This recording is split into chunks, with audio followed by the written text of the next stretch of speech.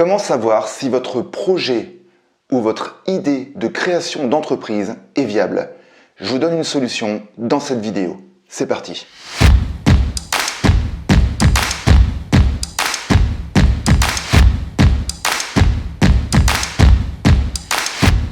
Avant de commencer, et si c'est la première fois que vous arrivez sur ma chaîne, sachez que je m'appelle Gabriel Moreau et je suis consultant formateur dans le domaine de l'entrepreneuriat. En fait, j'accompagne les entrepreneurs de l'élaboration de leur projet jusqu'au décollage de leur activité. Et pour cela, j'utilise un procédé que j'ai créé qui s'appelle la pyramide 2000. Mais si vous souhaitez en savoir plus, je vous incite à aller voir dans la description de cette vidéo. Et si vous le souhaitez, vous pouvez rejoindre ma communauté en cliquant sur le lien que vous y trouverez. Alors, comment savoir si votre projet ou votre idée d'entreprise est viable? De vous à moi, je trouve que déjà c'est une bonne chose de se poser la question avant de se lancer. Je vous dis ça parce que j'ai rencontré beaucoup d'entrepreneurs qui ont un projet d'entreprise et qui s'inscrivent, qui se lancent sans savoir si leur projet est viable. Et clairement, cela peut être une réelle problématique sur du court ou du moyen terme parce que on va dire qu'il y a un fort risque que l'entreprise ne fonctionne pas. Donc pour savoir si votre projet est viable, vous allez devoir vous poser deux questions. La première est, est-ce qu'il y a un besoin qui cache un réel problème pour votre futur interlocuteur? Et la deuxième question est, est-ce que cet interlocuteur sera prêt à investir et à payer pour acheter l'offre que vous souhaitez lui proposer?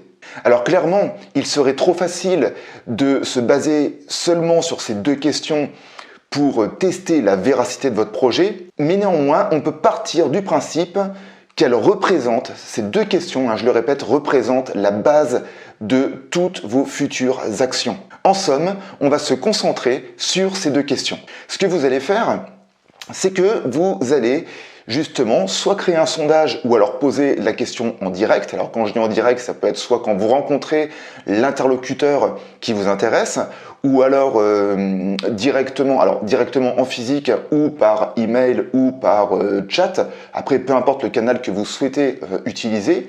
Mais l'objectif va être de récupérer des réponses parce que ces réponses vous apporteront de précieux éléments justement qui vous permettront de définir votre future offre et de savoir si votre idée est viable. Donc la première question que vous pouvez poser, c'est quel est le problème récurrent que vous rencontrez?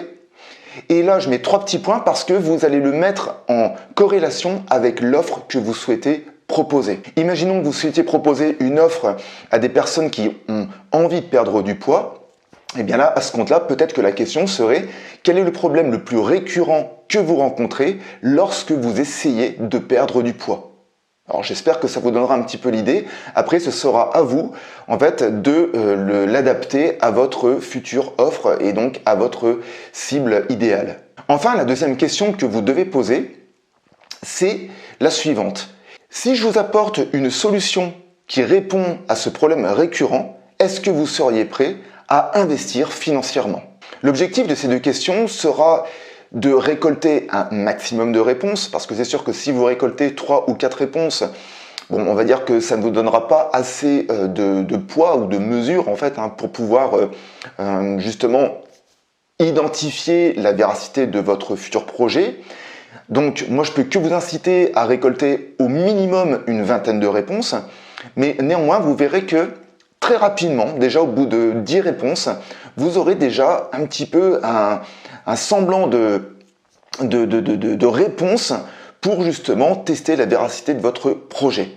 Pour conclure, j'ai envie de vous dire, il n'y a plus qu'à passer à l'action. Et puis, je ne peux que vous souhaiter bon courage et bonne chance pour tout ce que vous entreprendrez et surtout ce que vous entreprendrez dans cette démarche. En attendant de se retrouver la semaine prochaine, je vous souhaite une agréable semaine et n'oubliez pas justement que toute évolution provient d'une action. Ciao!